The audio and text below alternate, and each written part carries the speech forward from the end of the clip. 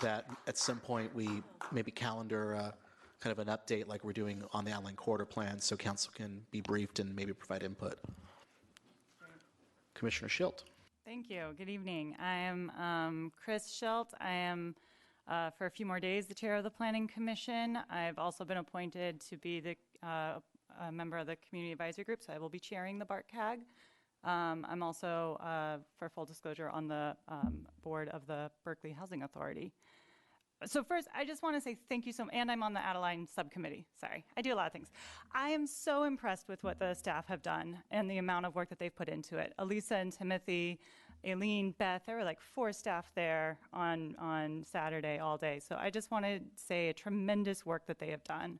I work nationally on anti-displacement policies, and we have toolkits upon policy agendas, and I have to say that this plan really does touch on at least the ones that we think are the most effective at addressing displacement. When we talk about local preference policies, community opportunity to purchase, and 100% affordable housing on public lands, these are all national best practices. That doesn't mean that they're easy to do, but that in cities where there's the political will to do it, it gets done. To be clear, this plan, in addition to what I think should be a goal of 100% affordable housing, also has an assumption of 850 units on the Ashby BART site. Nobody is suggesting any other number, so that is the goal that we are shooting for. And we think that we can achieve them both.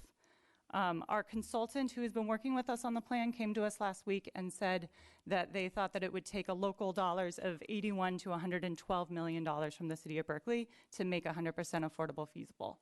So that's the number that we've got to get to, and I really look forward to working with everyone on the council to achieve that using our Housing Trust Fund dollars. Also, for those of you on the 3x3 committee, Council Members Davila, Mayor Aragin, and Council Member Kishwan, we are working on a plan with the Housing Authority to help leverage some of the proceeds that we have there, and I hope that that plan moves forward.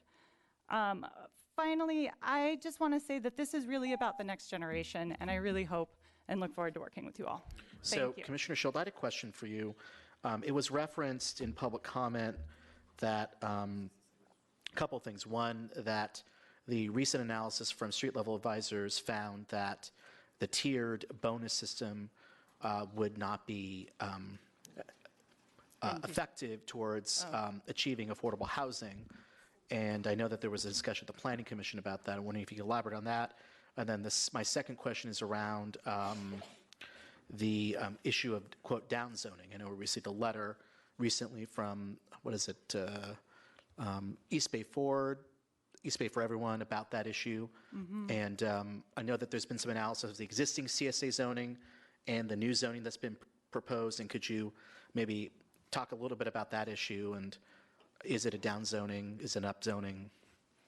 Yes. As chair of the Planning Commission, I can summarize what happened at the last commission meeting with regards to our consultant who did present information about the feasibility of the tier system. The original analysis was done a year ago, and we all know that the market has changed in the last year, so they did update their analysis. They did find that all of the tiers were within the range of feasibility still, though slightly less feasible as construction costs have gone up, but rents thankfully have not gone up as much as construction costs. However, they also noted that by eliminating parking minimums within the plan, by allowing for projects to move forward with less parking or no parking, and I'll point to Councilmember Drosty, who's really pushed for our commission to look at that citywide of how we can leverage reducing our parking minimums in order to maximize affordable housing. And I have to say that's exactly what's happening with the tier system here, according to their analysis. But by giving the developers the option to provide less on-site parking, that all of the tiers are still well within the range of feasible. And there's a memo and presentation from the consultant in our agenda packet I recommend you all review. And then your second question about downzoning, we have spent hours working with staff. Staff has spent many, many more hours probably than us even, going line by line between the CSA and the CAC. There are the existing zoning and the proposed zoning. Looking at each of the sub areas, there are different boundaries of the sub areas.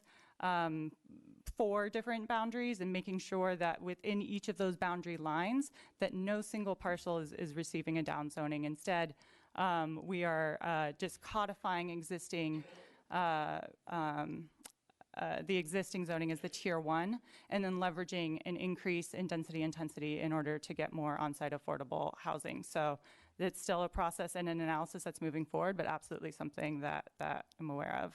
And on that, I'm speaking as an individual. I know one issue, lot coverage. This would allow greater lot coverage than what the existing CSA zoning allows, which does provide more flexibility to achieve a much bigger building. So I think that's one development standard that is important to note, that there actually is an increase in the allowable lot coverage.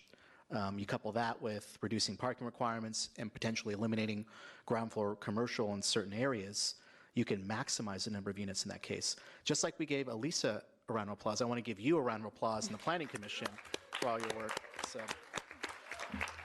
Thank you.